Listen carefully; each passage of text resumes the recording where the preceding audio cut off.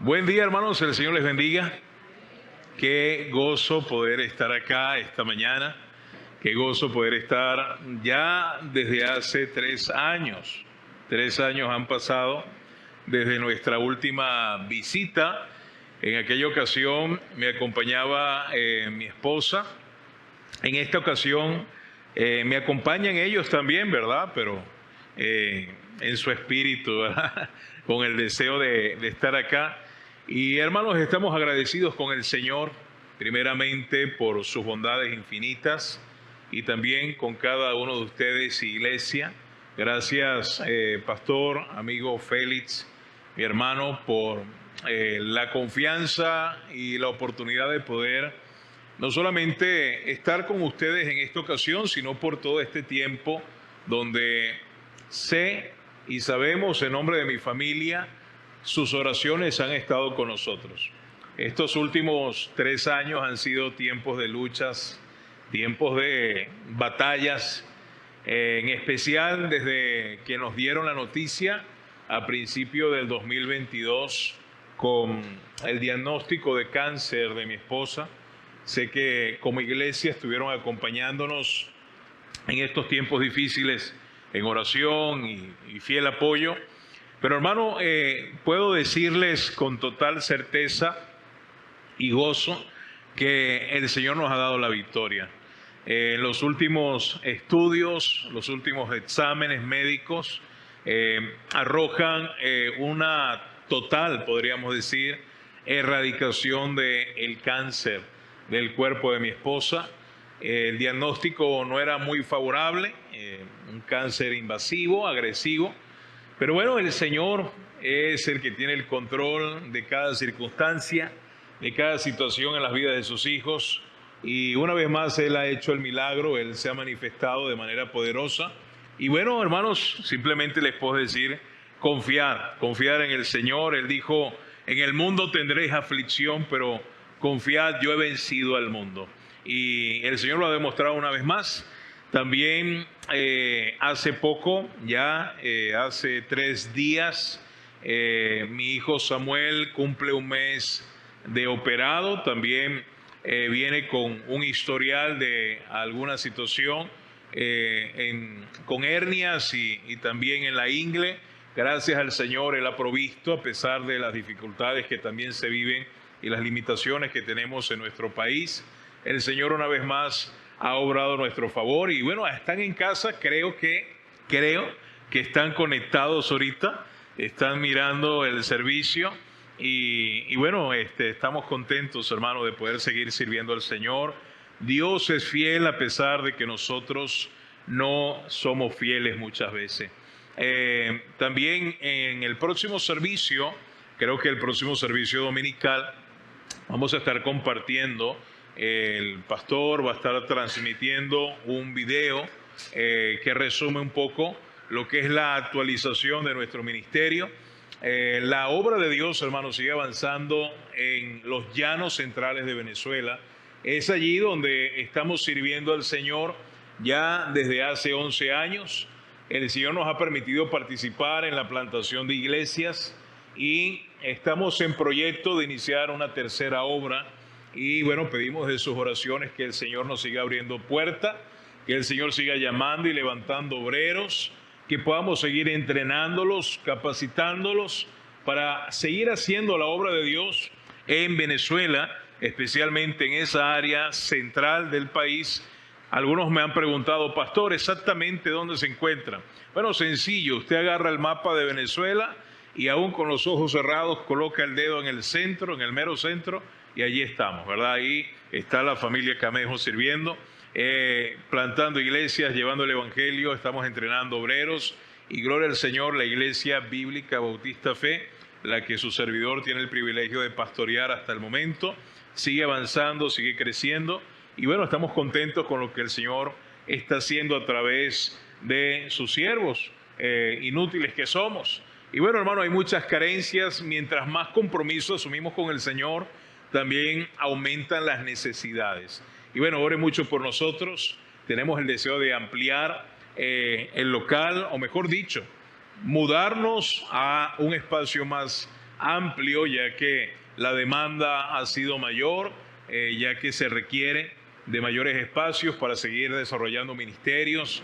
Y también estamos orando y pido su apoyo en oración, hermano, por un transporte. Allá el transporte es difícil, es precario, especialmente los fines de semana. Y bueno, compartía con unos hermanos ayer, les comentaba, ellos se asombraban un poco. En nuestra iglesia ningún hermano posee vehículo, nadie posee vehículo en nuestra iglesia. Y el único que posee el vehículo, ¿verdad?, es el pastor, ¿verdad? Algunos dicen porque se roban los diezmos, pero bueno, eso lo dicen de todos los pastores. Se roban las ofrendas, ¿verdad? Pero resulta que mi carro siempre más está varado y accidentado y está al servicio del Señor. Estamos orando por un bus, un transporte para ayudar a los hermanos a movilizarse, ¿verdad? A algunos invitados. Es algo pesado ese asunto. Y bueno, pedimos en sus oraciones, hermano, un buen vehículo, un buen bus en condiciones aceptables. Está alrededor de $10,000 allá.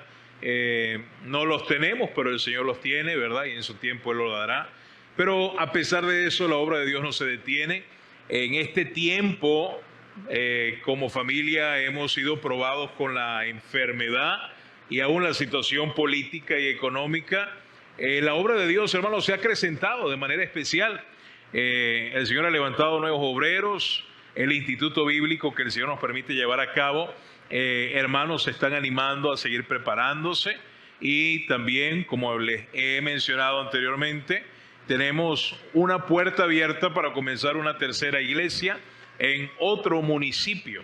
Estamos en una zona donde el departamento, le decimos allá estados, es amplio, es el estado Guárico, y esta nueva obra queda a 4 horas de carretera de donde nosotros estamos y seguimos estando dentro del mismo departamento.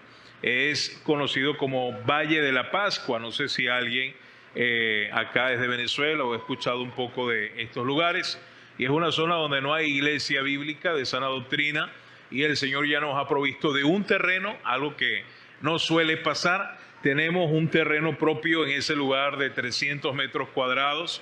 Solo el terreno está en una zona accesible y céntrica a 2 calles de una avenida principal de esa ciudad, pero con la necesidad obviamente de construir, levantar un techo, una losa, una placa.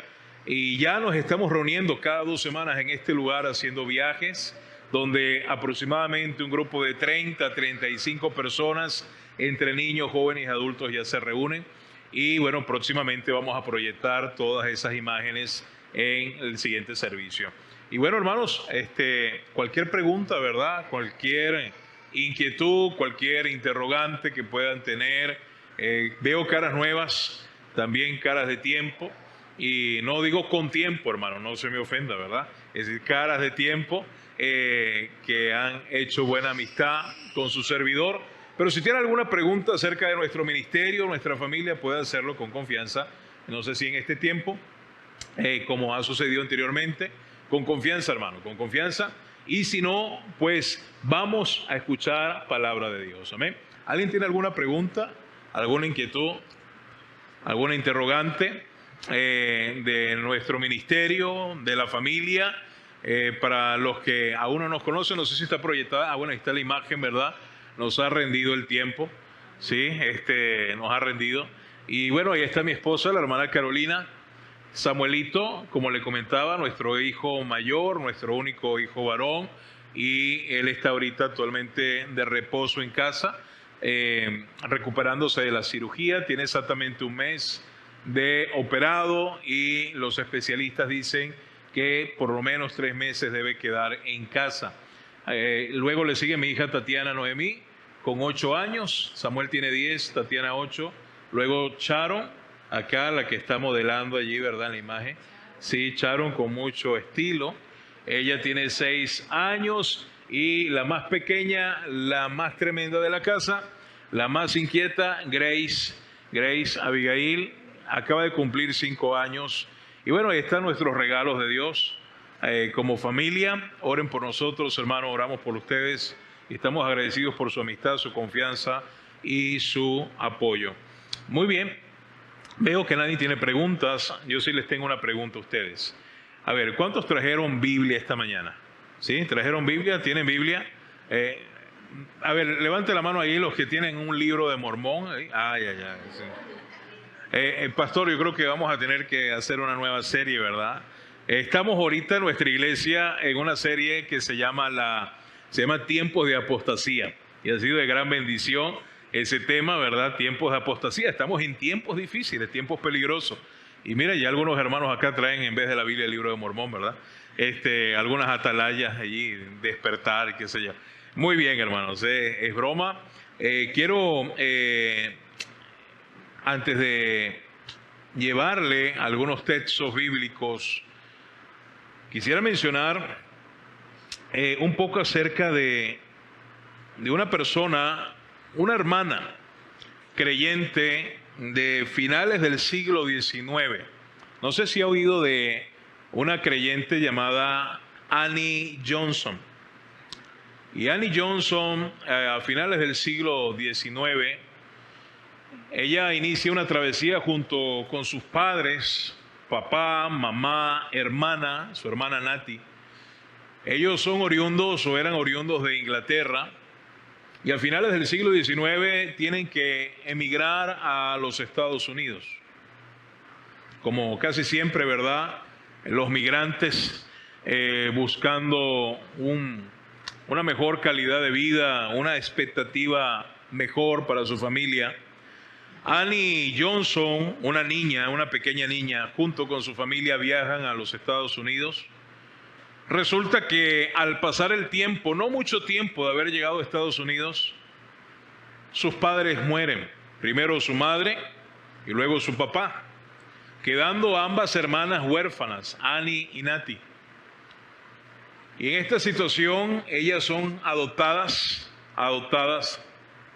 por una familia de cristianos, la familia Flint, quienes empiezan a instruirles, a enseñarles la fe cristiana, la educación cristiana, y posteriormente Annie, a la edad de los 8 años, entiende el Evangelio, su necesidad de Cristo, entrega su vida al Señor y aún a temprana edad se convierte en una fiel seguidora del Señor.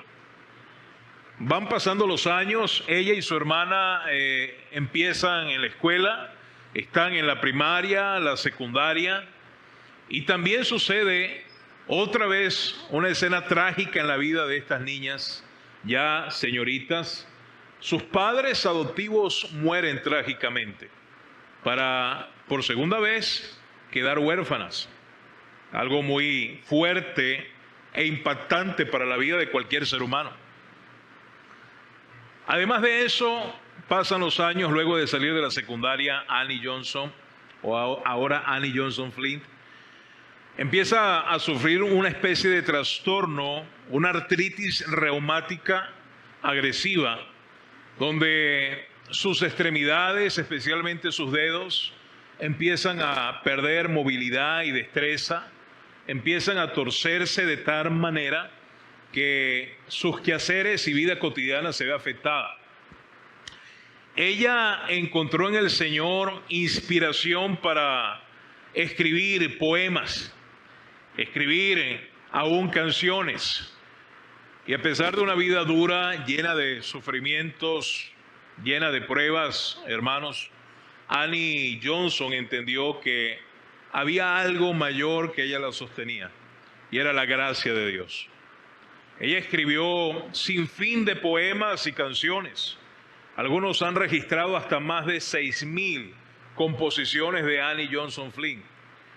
Pero Annie Johnson sale del anonimato luego de escribir un poema que trascendía más allá de su propia vida y empezó a impactar la vida de muchos creyentes de su época. Y ese poema se llama Su gracia es mayor. Y yo no sé cuántos han podido escuchar o saber de este poema, convertido ahora en himno desde hace mucho tiempo. Pero este himno tiene unas letras maravillosas y profundas que describen la gracia de nuestro buen Dios. Este poema en su primera prosa o su primera estrofa dice de la siguiente manera: su gracia es mayor si las pruebas aumentan. Annie Johnson Flint sabía muy bien lo que era padecer pruebas que constantemente iban aumentando y acrecentándose en su vida. Su fuerza es mayor si la prueba es más cruel. Si es grande la lucha, mayor es su gracia. Si más son las pruebas, mayor es su amor. Maravilloso. Maravilloso. Especial. De una manera indescriptible, Annie Johnson, por medio de papel y tinta, pudo escribir su experiencia con el Señor. Ahora, esa es la historia de Annie Johnson. Pero yo te pregunto, hermano, esta mañana, ¿tienes tú, tengo yo, una historia que contar donde hayamos podido percibir, palpar directa y propiamente la gracia de Dios en nuestra vida? Qué bueno contar historias del pasado. Qué bueno recordar lo que Dios ha hecho en otras vidas. Pero la pregunta del millón es: ¿podrá usted contar la misma historia? ¿Tendremos nosotros una historia que contar como la de Annie Johnson Flint? ¿Sabe? El deseo de Dios es que cada uno de nosotros pueda experimentar la maravilla de la gracia de Dios en su vida. Por gracia sois salvos, dice el Señor. ¿Amén o no? No por obras, para que nadie se gloríe. Su gracia es mayor, pudo entender esta creyente aún a sus pocos años de vida. Y lo pudo experimentar hasta el fin de sus días. Aún allá en su lecho, ella siempre reconoció que su gracia era mayor. ¿Cuántos de nosotros podrá decir: la gracia de Dios ha sido lo que ha transformado mi vida? Sin la gracia de Dios no soy lo que soy. Pablo pudo decir eso. Esta mañana, mi querido hermano, quisiera compartir con ustedes. Podríamos hablar todo este día, llegar hasta la noche y aún pasar al día siguiente, seguir hablando de la gracia de Dios. Pero solamente quiero resaltar 5 aspectos de la gracia divina, 5 maravillas de esta gracia divina. Pero antes quisiera tener un tiempo de oración. Le voy a invitar allí en su lugar, podamos tener esa actitud. Buen Dios, Padre eterno, gracias por tu gracia, gracias por tu don inefable, gracias por tus infinitas misericordias, que por ellas no somos consumidos. Ciertamente, Señor, no somos merecedores de tu gracia, somos más bien merecedores de tu ira, de tu juicio, pero en tu amor y misericordia, en tu bondad, nos has extendido tu amor y gracia. Gracias por Jesucristo, gracias por el Evangelio, gracias por tu Santo Espíritu, gracias por tu palabra que llegó a tiempo a nuestras vidas. Y así como Annie Johnson pudo escribir que tu gracia es mayor, nosotros hoy, ya a inicios del siglo XXI, casi 200 años después de esta historia, podemos decir de la misma manera que tu gracia es mayor. Ayúdanos, Señor, a poder siempre aprender a depender de tu gracia. En nosotros no hay nada bueno. En nosotros no hay habilidad, ni destreza, ni capacidad de la cual podamos confiar y depender, solo de tu gracia. Habla nuestras vidas, edifica tu iglesia, edifica a los creyentes. Y si hay, Señor, alguien entre nosotros que aún no te conoce, que tu gracia pueda ser mayor y le pueda alcanzar esta mañana para obrar el milagro de salvación en su vida. En nombre de Jesús, rogamos la dirección de este mensaje. Amén y amén. 5 maravillas, hermano.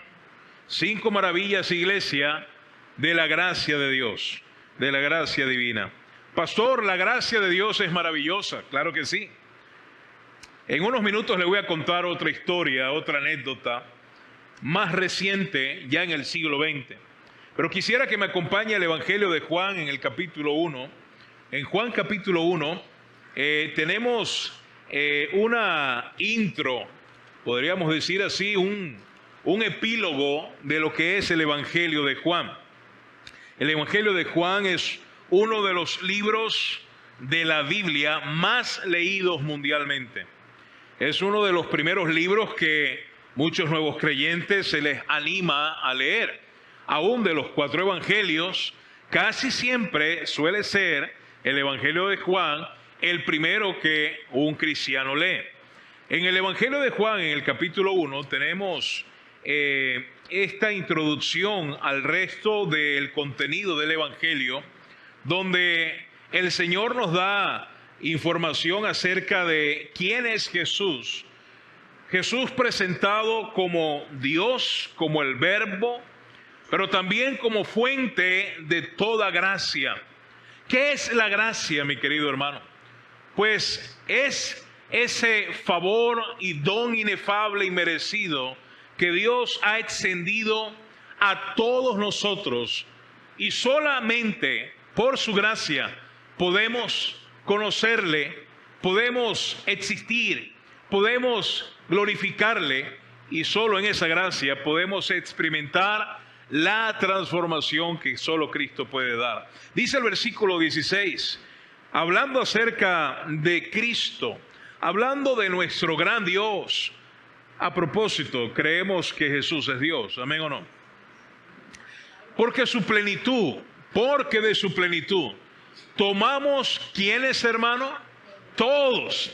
Y qué interesante, ya vamos a empezar a adentrarnos también a algunos aspectos que desde hace tiempo y actualmente han tomado fuerza y han querido minar, menoscabar y atacar los fundamentos de la fe cristiana.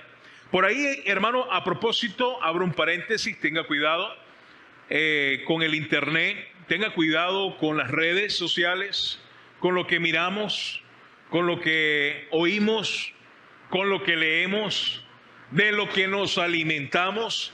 Hay un resurgimiento de un movimiento que ellos predican, enseñan, exponen que la gracia de Dios no es para todos, sino para algunos. Y que esos todos no son todos, sino que esos todos son pocos. Y sabe, este texto tiene un contexto. Y el versículo 4 del capítulo 1 de Juan habla de que el Señor es la luz verdadera, y aquella luz verdadera alumbra ¿qué? A todo hombre. En el versículo 4 de este mismo capítulo habla de que Cristo viene con la intención de alcanzar a todo hombre. Y ahora en el versículo 16, dentro del mismo contexto, habla que Él es no solo portador de la gracia, sino que Él es la fuente de toda gracia para todo hombre.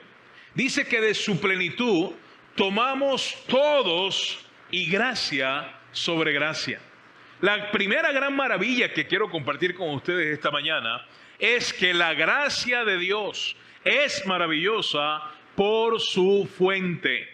La gracia de Dios no la encontramos en la tiendita de la calle del frente. La gracia de Dios no se logra ni se adquiere guardando ritos, ceremonias o hábitos religiosos. La gracia de Dios no es un secreto ya escondido por medio de una fórmula mágica que solo algunos puedan conocer.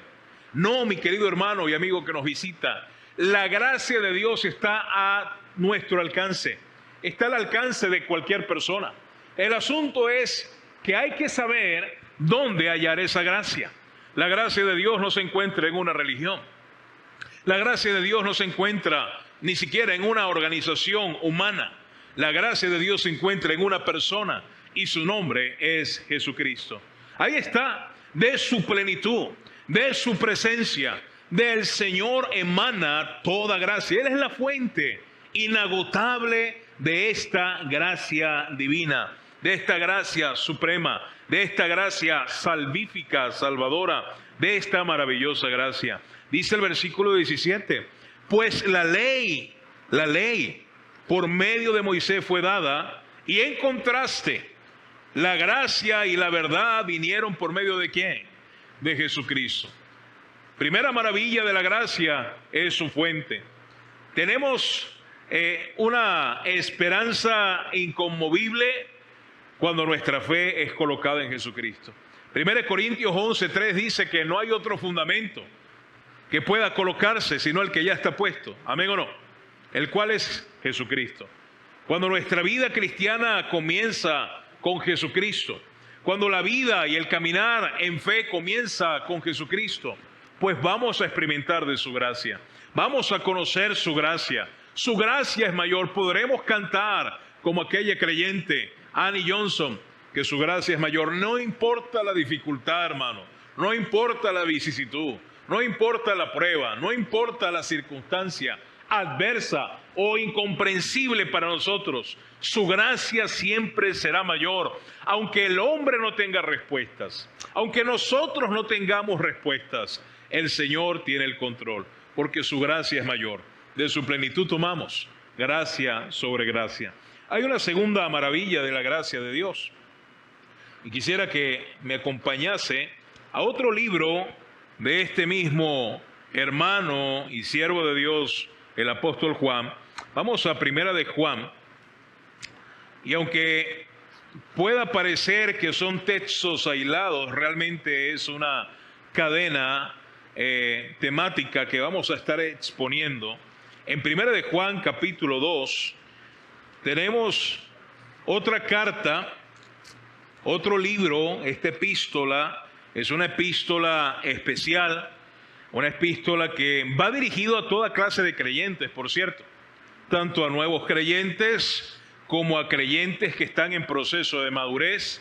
En Primera de Juan se tocan temas esenciales de la fe cristiana, tanto el nuevo nacimiento, tanto una vida transformada, pero también hace mención a la expiación o al significado de la obra expiatoria de Cristo para el creyente.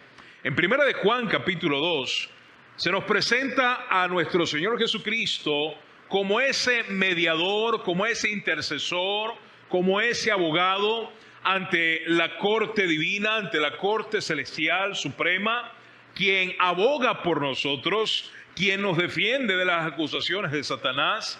Pero interesante el versículo 2, que este es el fundamento por el cual el Señor tiene el derecho de abogar por nosotros los creyentes. Versículo 2 dice: y Él, Jesucristo, Él es la propiciación por nuestros pecados, y no solamente por los nuestros. Y note lo que dice ahora, sino también por ¿quiénes? Por los de todo el mundo.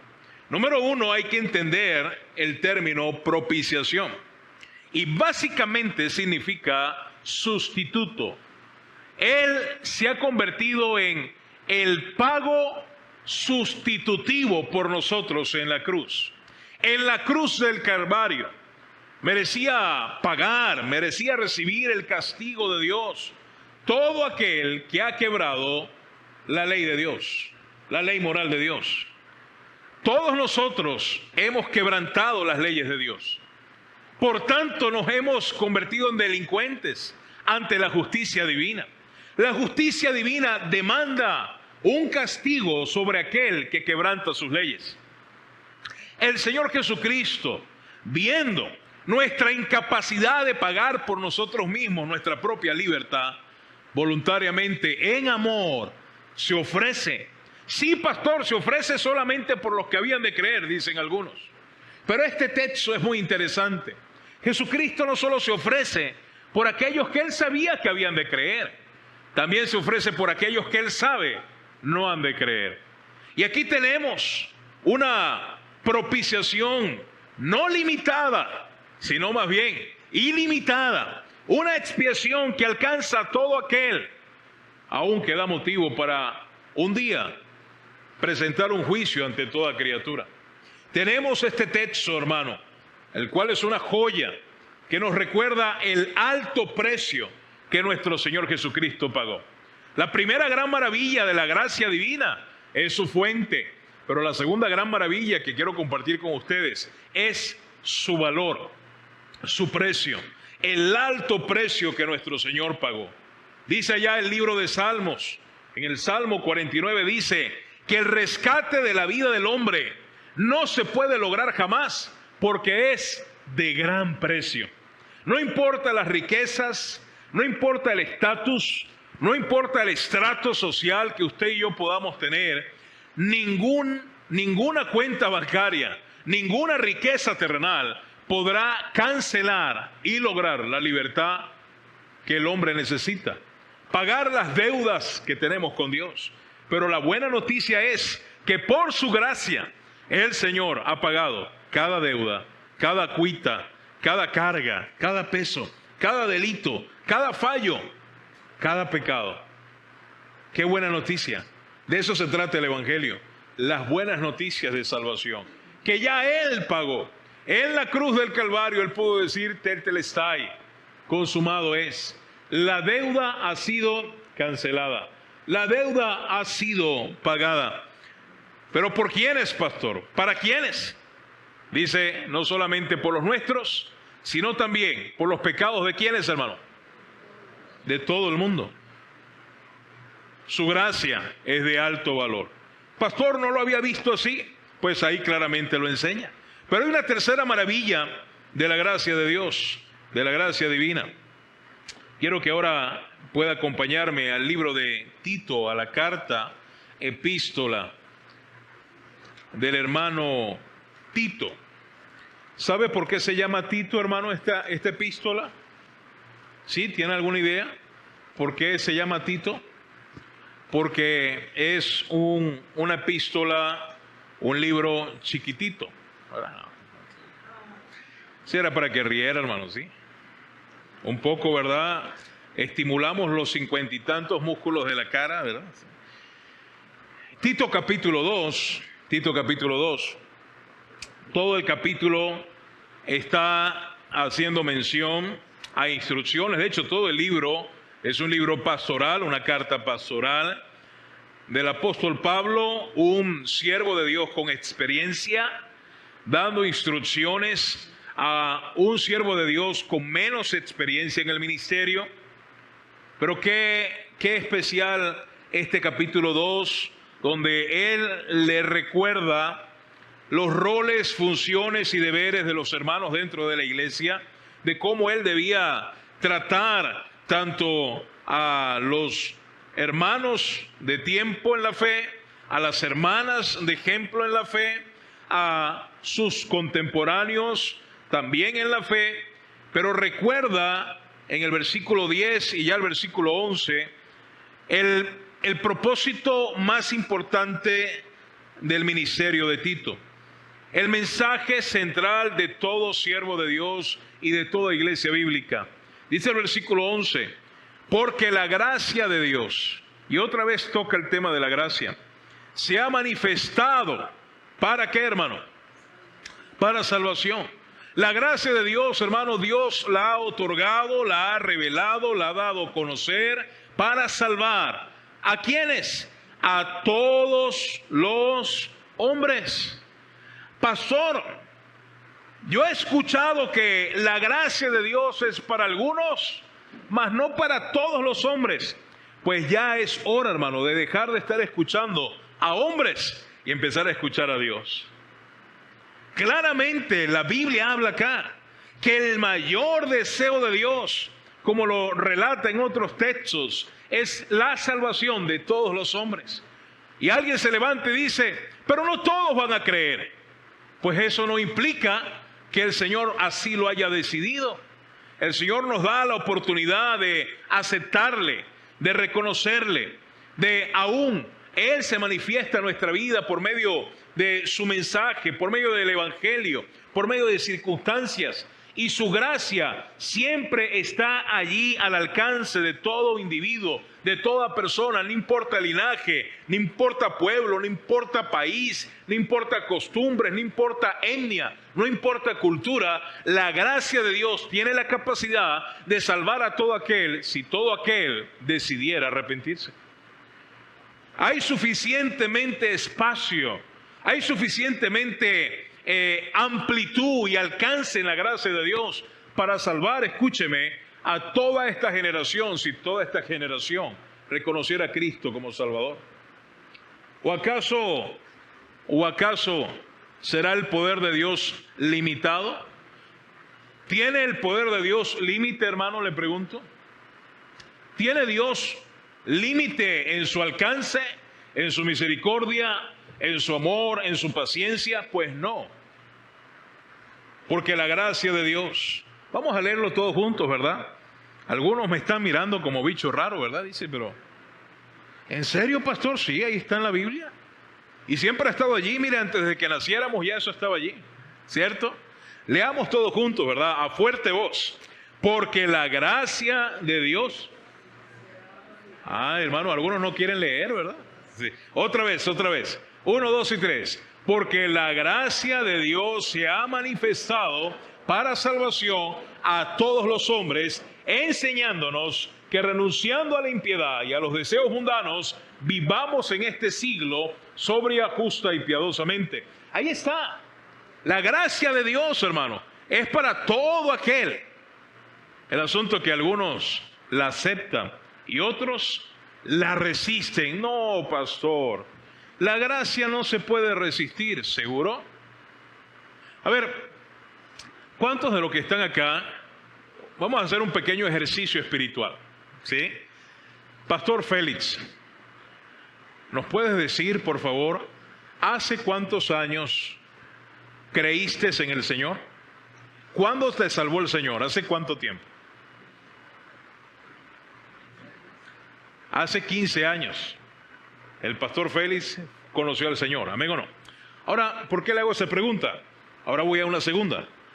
Antes de que reconocieras a Jesús como tu Salvador, hace 15 años, según entiendo, antes de esos 15 años, ¿habías escuchado el Evangelio? ¿Se te había compartido el Evangelio? Múltiples personas se habían acercado a ti, pastor, insistiendo en que entendieras el Evangelio, ¿sí o no? Y en todas esas ocasiones y oportunidades que el pastor Félix tuvo, ¿aceptaste el Evangelio o rechazaste el Evangelio? ¿Hubo resistencia al Evangelio o hubo comprensión y aceptación del Evangelio? Pues no la hubo. Ahora, después de múltiples oportunidades y luego de cumplirse la parábola del sembrador o los principios de la parábola del sembrador en el corazón del perdido, él pudo entender el Evangelio. Y creo que todos nosotros hemos tenido la misma experiencia. A la primera vez que oímos el Evangelio, muy rara vez, y podríamos ser honestos y decir, nos resistimos a aceptar la verdad del Evangelio. Y Dios empezó a tratar con nosotros, no solo por medio de mensajeros, circunstancias adversas a nuestra vida. El Señor nos puso en estrecho tal vez. El Señor te puso en estrecho tal vez, mi querido hermano. Y es allí, en ese valle de sombra de muerte. Es allí, en ese rincón donde el Señor habla a nuestro corazón y atrae nuestra atención, impacta nuestra vida. Y es allí donde nos humillamos y somos quebrados. Nuestro orgullo es roto y empezamos a invocar el nombre de Dios. A veces Dios nos tiene que llevar a momentos difíciles para entender su gracia. Ahí es donde su gracia es mayor. Una vez había un hombre, un predicador, un siervo de Dios. Esto ya a mediados del siglo XX. Así como su servidor es invitado a una iglesia a predicar en ese servicio. Y había cierta temperatura y aún como yo pudiera hacerlo esta mañana, ese predicador se quita y se despoja de su saco, y en la entrada de la iglesia, del salón, había un perchero. ¿Sí se entiende la palabra perchero? Sí, un perchero. Y él cuelga su saco, y él confiado lo deja allí y empieza a predicar y a compartir. Y en una ocasión del servicio, él va y toma su prenda, y resulta que en el saco él había guardado su billetera. Y la billetera ya no estaba. Eso sucede en esa iglesia, aquí no sucede, ¿verdad? Por eso no me quito el saco. No lo voy a dejar por ahí tirado, ¿verdad? Y resulta que lo que estaba siendo de bendición, el servicio y todo lo que se estaba desarrollando en él, empezó a haber un ambiente tenso, incómodo, había enojo, había incertidumbre. Hermanos también estaban indignados de quién habría podido tomar la billetera del predicador invitado. Imagínense. Ahí estaban no solo dinero, documentos personales, y el ambiente se puso bien pesado. Pero resulta que el pastor agraviado, el invitado, tomó una actitud madura, invitó a toda la congregación a abrir la Biblia en Juan capítulo 8. ¿Sí recuerda la historia de Juan capítulo 8? Si está leyendo la Biblia, le animo.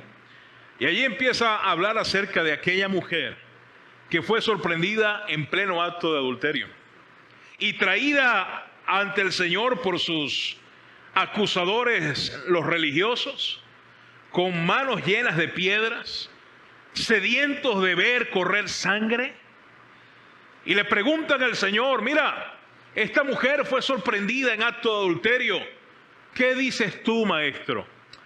Y a propósito, para que alguien cometa semejante acto, no lo hace solo. La pregunta siempre es: ¿y con quien ella cometió adulterio, dónde fue? ¿Dónde estaba? ¿Por qué no fue traído? Qué conveniente, ¿no? Actitud religiosa típica. Y ahí el Señor, ¿verdad? Ya conocemos la historia.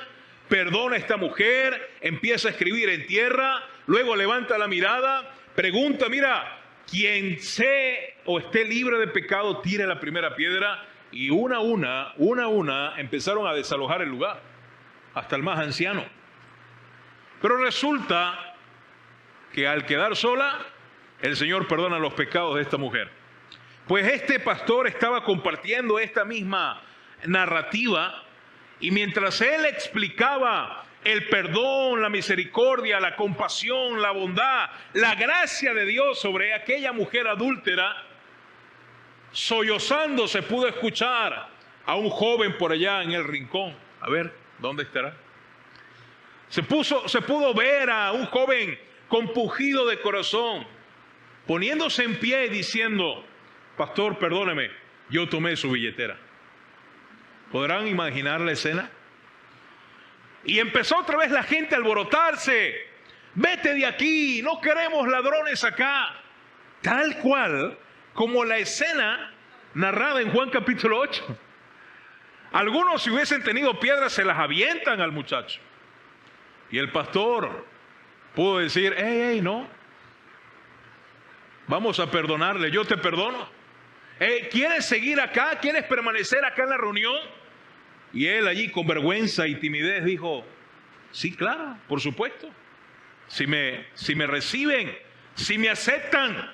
Y el pastor dijo: claro que sí, quédate. Y los hermanos empezaron a ver y a entender que la gracia de Dios es mayor. Y luego ese pastor solicitó al que estaba encargado de música, le dice: vamos a cantar un himno. Y el himno que entonaron, la canción que entonaron esa mañana era Maravillosa Gracia. No sé si lo han escuchado, pero es otro canto inspirado en la gracia de Dios.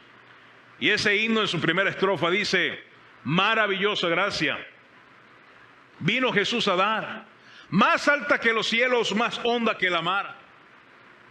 Y allí toda la congregación empezó a sentirse identificado con lo que estaba sucediendo. Sin duda alguna, la gracia de Dios abarca cada aspecto de nuestra vida cristiana, hermano. ¿Amén o no? Su gracia es maravillosa por su fuente. Su gracia, la gracia de Dios, es maravillosa por su valor. El precio de Cristo derramado en la cruz del Calvario, gota a gota, gota a gota. Pero la gracia del Señor también tiene un alcance sin igual. Es maravillosa por su alcance, y es lo que podemos ver en Tito 2:11. La gracia de Dios no discrimina estrato social. La gracia de Dios no discrimina nivel académico. La gracia de Dios no discrimina ni hace acepción de personas. Hace rato el hermano exponía la situación de Uganda. Pueblos marginados, etnias olvidadas por mucha gente, pero no olvidadas por el Señor. la gracia de Dios también está para ellos. La gracia de Dios está para cada ser humano en cada generación, porque es maravillosa por su alcance. Hay un cuarto aspecto de la gracia que quisiera resaltar esta mañana. Romanos capítulo 5. Romanos capítulo 5. Ya próximos a terminar, pero en Romanos 5, versículo 20, dice lo siguiente. En Romanos 5, 20, de hecho todo el libro de Romanos es un contraste acerca de la condición humana, la pecaminosidad del pueblo de Israel, del mundo gentil, el pecado, cómo es un pecado universal, la condición del hombre, pero también cómo Dios se ha provisto en su gracia a salvar al pecador. En Romanos capítulo 5, los últimos versículos de este capítulo hacen un contraste entre la ley moral de Dios, que ha sido introducida para manifestar y dejar en evidencia nuestra pecaminosidad. Mi querido hermano y amigo que nos visita, nadie puede ser salvo obedeciendo o intentando guardar las leyes divinas. Aunque la ley de Dios es perfecta, aunque la ley moral de Dios apunta a Cristo, la ley moral de Dios no tiene la capacidad de salvarnos, ya que no fue diseñada para salvar al hombre. La ley moral de Dios, al contrario, ha sido establecida en nuestro mundo por el Señor para dejar en clara la verdad de que usted y yo hemos pecado en contra de Dios, de que necesitamos a un Salvador, de que necesitamos de la gracia de Dios. Por eso dice el versículo 20, pero la ley se introdujo para que el pecado abundase. La ley de Dios lo que hace es dejar en evidencia cuán malos somos, cuán sucio estamos. La ley de Dios es simplemente un espejo donde se refleja nuestra pecaminosidad. Pero a la misma vez, la ley de Dios apunta y señala a aquel que es fuente de toda gracia, del cual podemos tomar, del cual podemos saciarnos, del cual podemos satisfacernos. La gracia de Dios es mayor, porque la ley se introdujo para que el pecado abundase. Mas cuando el pecado abundó, ¿qué dice la Biblia, hermano? Sobreabundó la gracia.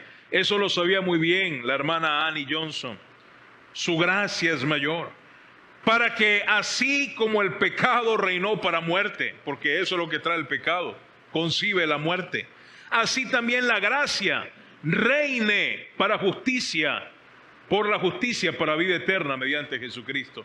Tenemos, mi hermano, alcance y acceso a la gracia de Dios. ¿Sabe? Ese texto nos habla de una vida transformada. De hecho, el capítulo siguiente habla de vivir bajo el pecado o ahora experimentar una vida bajo la gracia de Dios. Hay una pregunta que continúa el capítulo siguiente: ¿perseveraremos en el pecado para que la gracia abunde? Pues de ninguna manera. Y justamente, hermano, de eso se trata la gracia. La gracia tiene poder para transformar vidas. Mire, usted y yo somos testimonios vivientes de la transformación que Dios comenzó un día en nosotros y continúa hasta el día de Jesucristo. Y todo ha sido por su gracia. El apóstol Pablo pudo decir: soy lo que soy por la gracia de Dios. Mi querido hermano, ni usted ni yo podemos hacer nada para Dios por nuestra propia cuenta.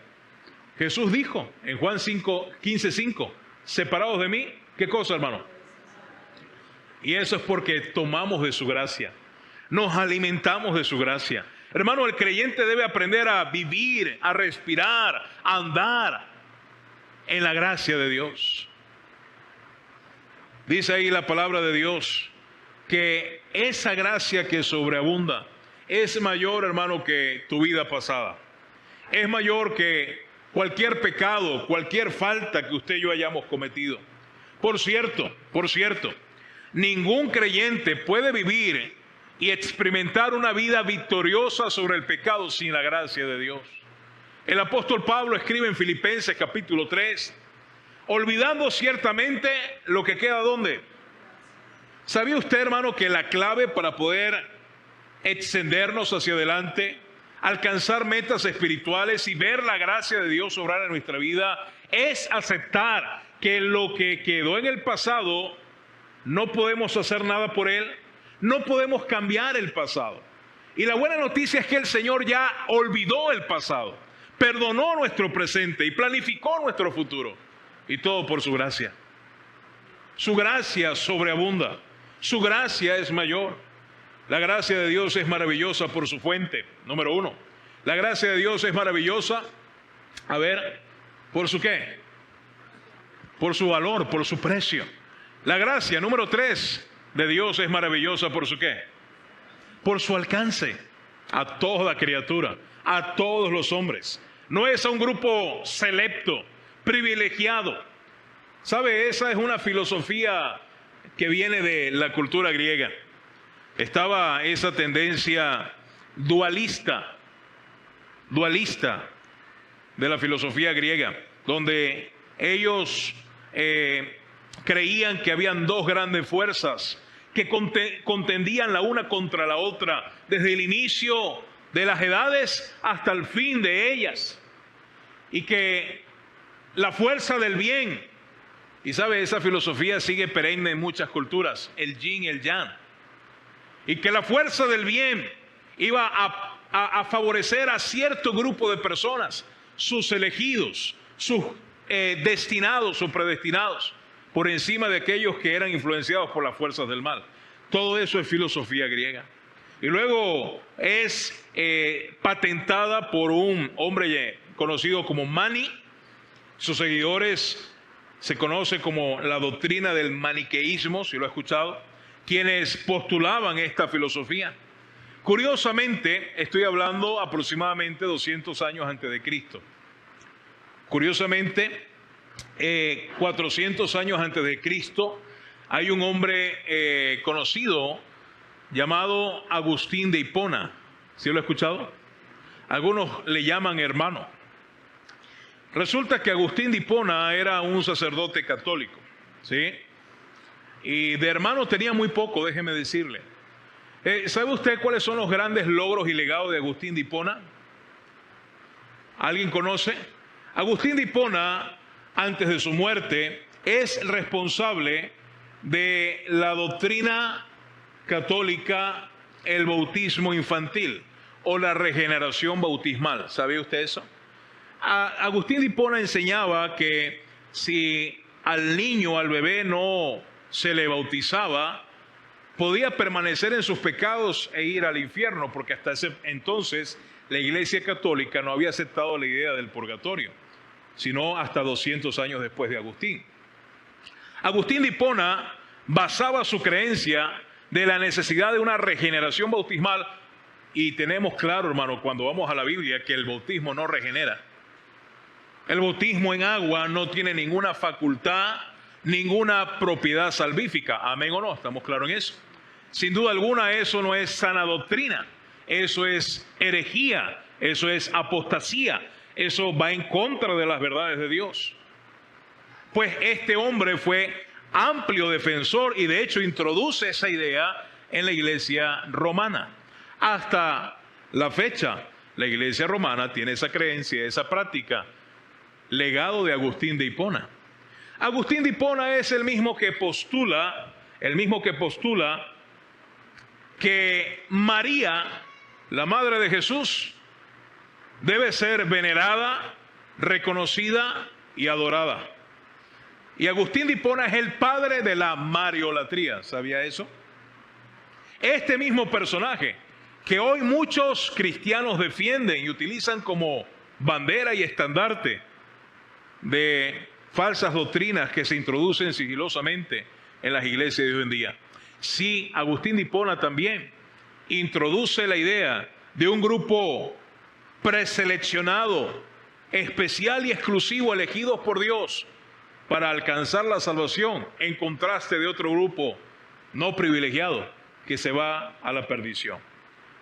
Este mismo hombre que promovió adoración a María, idolatría, este mismo hombre que promueve salvación por obras, es el mismo que promovió la doctrina que años después, siglos después, cayó en manos de un líder autoritario que subyugó de hecho un país y una región en el tiempo de la Reforma, y aquel lo patentó, es conocido como el calvinismo. ¿Sí ha escuchado?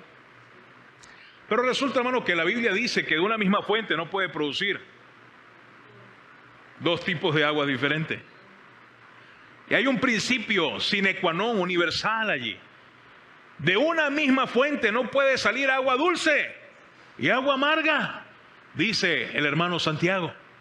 ¿Y cómo es posible que Agustín de Hipona pueda ser un verdadero creyente si adora a María y cree que María merece adoración y cree que necesita bautizarse para poder ser salvado? Pregunto, ¿sería un creyente genuino Agustín de Hipona?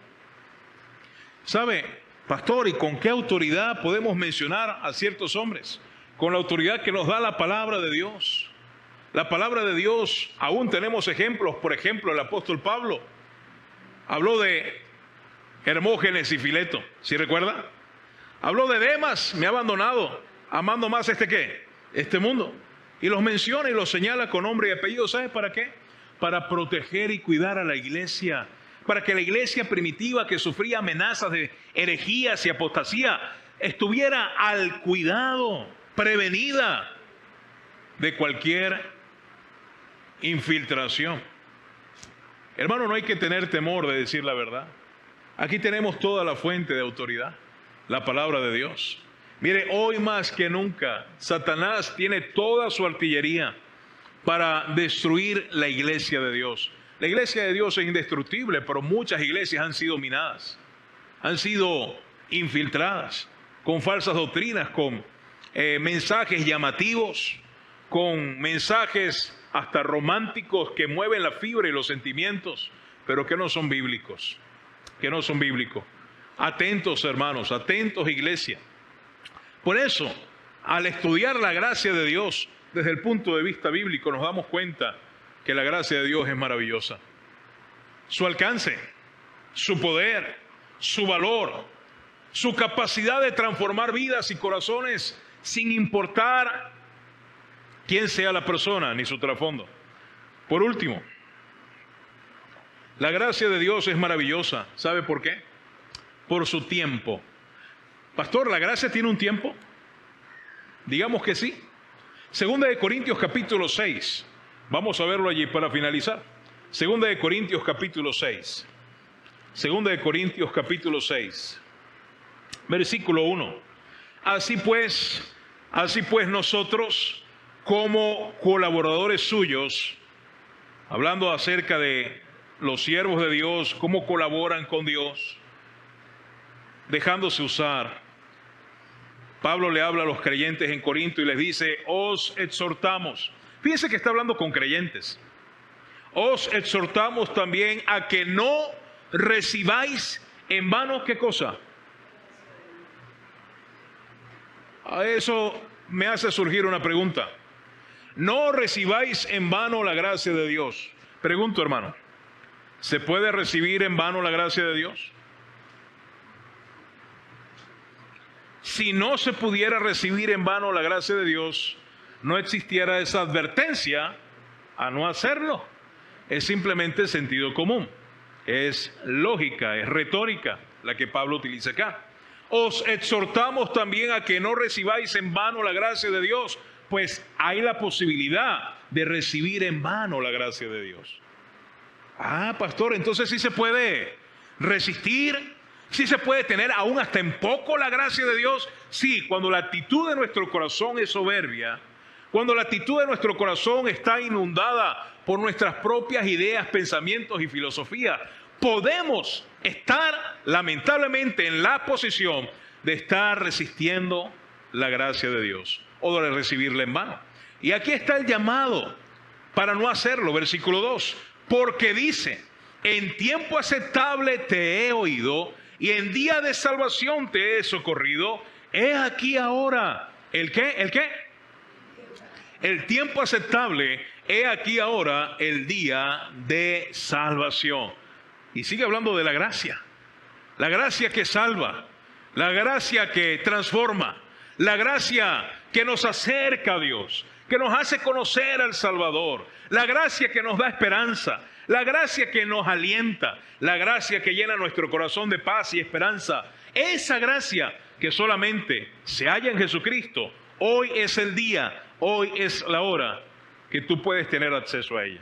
Si aún no has sido alcanzado por esa gracia, si aún no has sido recipiente de esa gracia, si aún no has sido beneficiario de esa gracia, hoy tú puedes ser benefactor, beneficiario de la gracia divina. Y todo aquel que esté en este salón, que pueda reconocer, yo también ya he sido alcanzado por la gracia de Dios, puede dar gloria a Dios. Puede saber y entender lo gratificante, lo satisfactorio que es conocer a Cristo.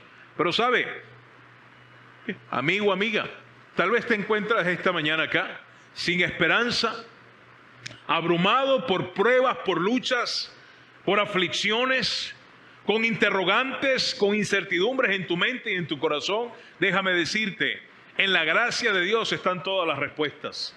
En la gracia de Dios está toda suficiencia para nuestra alma, para nuestra mente, para nuestro corazón.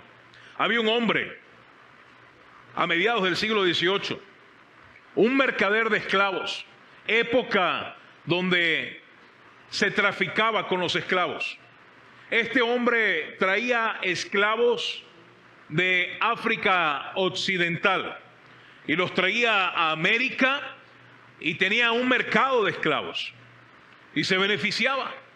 Y él mismo veía cómo familias eran separadas.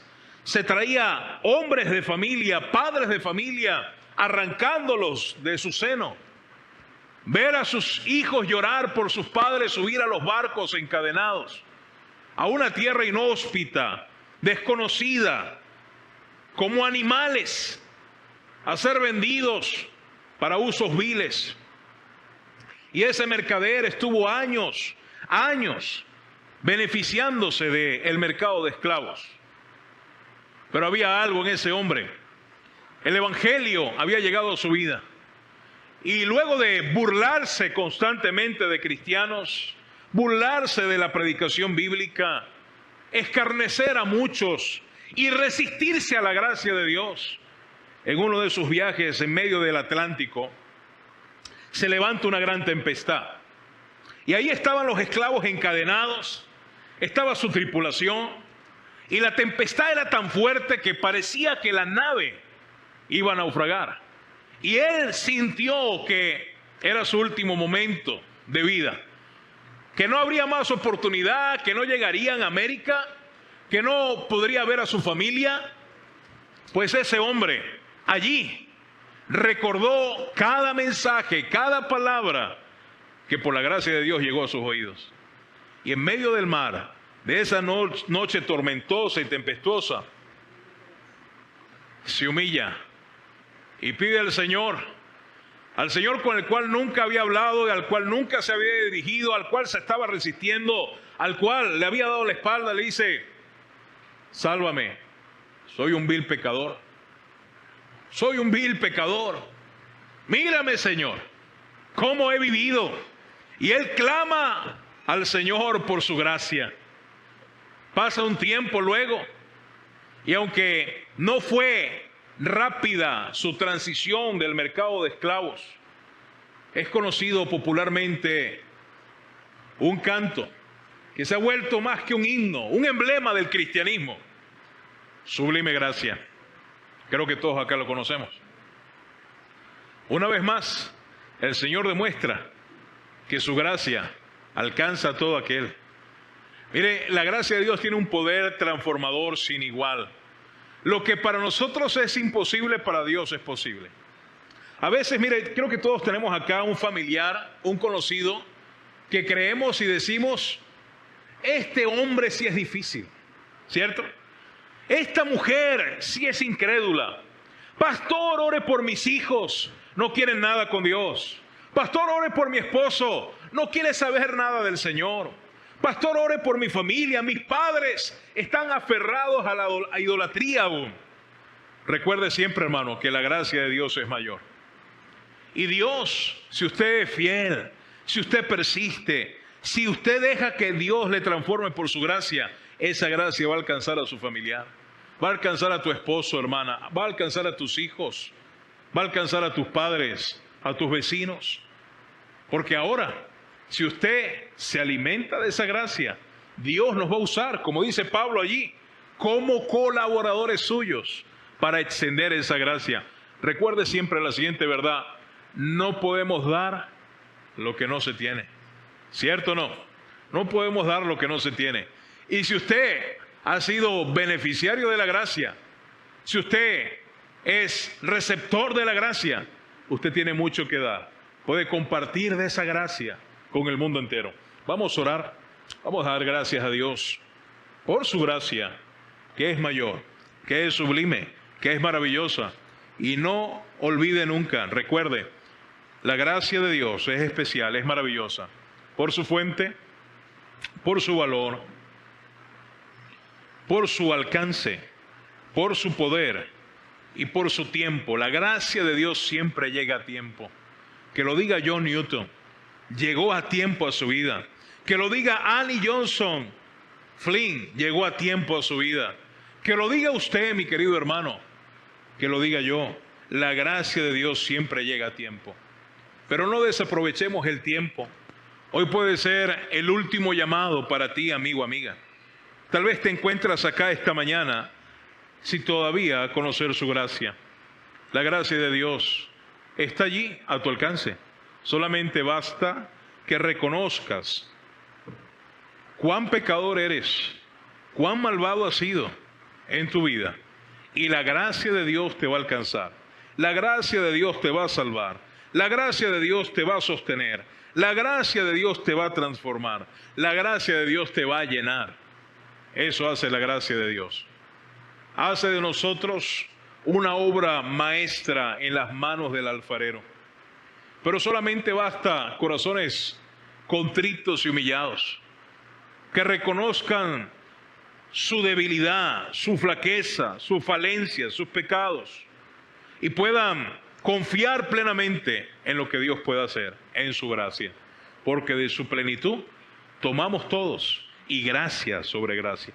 ¿Quién podrá decir esta mañana, así en esa misma actitud de oración y reverencia, con sus ojos cerrados, para hacer esto algo más personal, y en ninguna manera quisiera sugestionar a nadie, ni coaccionar a nadie, realmente es voluntario, pero sin duda alguna, Dios una vez más nos recuerda cuánto nos ama, y lo hace por medio de su gracia. La gracia de Dios dibujada y plasmada en la cruz del Calvario. La gracia de Dios graficada en cada gota de sangre que nuestro Señor Jesucristo derramó. La gracia de Dios en cada hálito de aliento y de espíritu que el Señor entregó.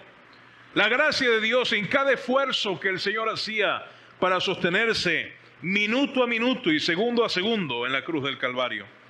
Sostenido por ásperos clavos, atravesado su costado con una larga lanza, siendo vituperado, su rostro deformado, su cuerpo lacerado, su piel desgarrada, sus tendones y músculos destrozados, sus órganos y huesos expuestos. Esa es la verdadera imagen de la gracia de Dios. Eso es el verdadero amor. ¿Quiere usted una prueba de amor? ¿Quiere usted una evidencia de amor? ¿Quiere usted una manifestación de la gracia de Dios? Mira a aquel que está en la cruz. Pero la gracia del Señor es tan grande que al tercer día hay una tumba que está vacía, venciendo a la muerte, venciendo a cada enemigo y trayendo esperanza de una manera sobrenatural a aquellos que aceptan esa gracia. Hoy tú puedes aceptar la gracia de Dios en tu vida, experimentar el poder salvífico de Dios. el poder transformador de Dios. Pastor, yo quiero esa gracia de Dios en mi vida. Yo quiero que el Señor me alcance, me transforme, cambie mi corazón. El milagro del nuevo nacimiento puede ocurrir hoy en tu vida. Si tú crees que Él murió por ti, resucitó para salvarte, y crees que si en este momento le confías tu alma, tu vida a Él, Él te podrá rescatar de tus pecados y dar de su gracia. Pastor, yo solamente le puedo decir que yo creo. Yo en este momento creo que el Señor me ha sido propicio a mí porque soy pecador. Creo que el Señor me puede rescatar. Creo que el Señor me puede salvar por su amor y gracia. ¡Qué bendición! Pero solamente basta, dice Dios en su palabra, que si confesares con tu boca que Jesús es el Señor y crees en tu corazón que Él resucitó de los muertos, serás salvo. Porque todo aquel que invocare, que apelare a Él como fiador, como salvador, será salvo. Habrá alguien esta mañana que pueda decir: pastor, yo en este momento y en mi lugar le estoy pidiendo al Señor que salve mi alma, que perdone mis pecados. Estoy en este momento arreglando cuentas con el Señor y quiero que su gracia me alcance y me salve y me transforme. Ore por mí. Me gustaría orar por usted. Solamente déjeme saber si esa es su condición, con su mano arriba. Es algo voluntario. Sí, tiene que ser así. Pues ¿cómo voy a saber? Dios me le bendiga. Voy a orar por usted. ¿Habrá alguien más que pueda decir: pastor, no me da vergüenza? Mire, antes no nos daba vergüenza emborracharnos y portar una botella en la mano, o portar un cigarro entre los dedos. ¿Podrá darnos vergüenza identificarnos con Cristo esta mañana? No debería, ¿no? Es lo mejor que nos pueda pasar. Tal vez usted dice: pastor, yo le estoy entregando mi vida a Cristo. ¿Sabe? El venir a la iglesia no nos salva. El estar bautizado no salva a nadie. El tener una Biblia y leerla no nos salva, no es garantía. La única garantía es Cristo en nuestros corazones, la esperanza de gloria. Y para que eso ocurra, debe haber un corazón arrepentido, humillado, que clame por su gracia, que confíe en su gracia, en esa gracia que salva y transforma. ¿Habrá alguien más que diga: pastor, ore por mí? Yo en este momento, Dios te bendiga, varón, estoy pidiendo al Señor, Dios me le bendiga, clamando por la gracia de Dios. Yo necesito más de esa gracia. Aún como creyentes, mi querido hermano, necesitamos más de su gracia cada día para vivir para Dios y no para vivir para nosotros. Gracias, Padre, por este tiempo. Gracias por tu amor y misericordia. Rogamos, Señor, que sigas tú hablando a nuestras vidas y que cada texto expuesto, cada pasaje de tu palabra compartido esta mañana pueda ser no solo de bendición, ya es de bendición, pero sabemos que tu palabra no vuelve vacía. Siga obrando ese efecto transformador en cada vida y en cada corazón. Mira las manos que se alzaron y las que no. Conoces la intimidad y el secreto de nuestras vidas. Conoces cada vida en cada uno de estos asientos, cada vida representada. Que tu gracia siempre esté allí alcanzando a todo aquel. Tu gracia es mayor, tu gracia es sublime, tu gracia es maravillosa. Gloria damos a ti por tu gracia. Gracias, Padre, por este tiempo. Danos también un buen tiempo de compañerismo y palabras finales. En nombre de Jesús encomendamos estas cosas en tus manos. Amén y amén.